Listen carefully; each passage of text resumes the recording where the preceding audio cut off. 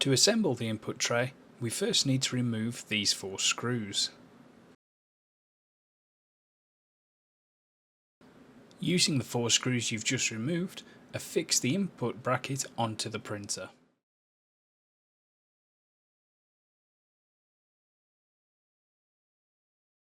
Next we'll set up the roller bar. You'll find these 4 screws within your spares package. Take the metal bar and push it into one of the black conical shapes.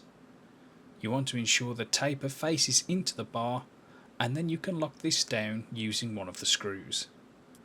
Using the included Allen keys, tighten the bolts until they're firmly affixed in place.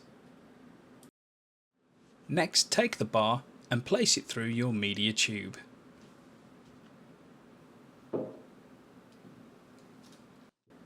Lay your media flat and you can now pop on the other conical piece.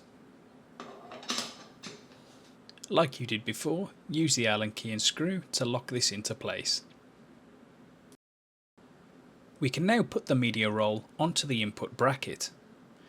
Lift the media roll up, ensuring the red arrow is pointing towards the printer. Put this into place and ensure that your media is centered. Use the included Allen key to loosen the screws and move the black conical pieces until the media is lined centrally.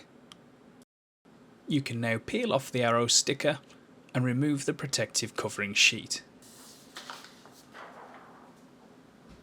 We can then start to roll the media into the printer.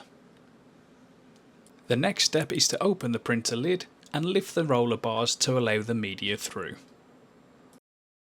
On the inside of the printer, lift the small grey switch upwards and this will pull the roller bars up. You can then remove the cardboard protective piece and ensure that your media guides are at each end of the printer run. We can now pull the media through the printer and past the rollers.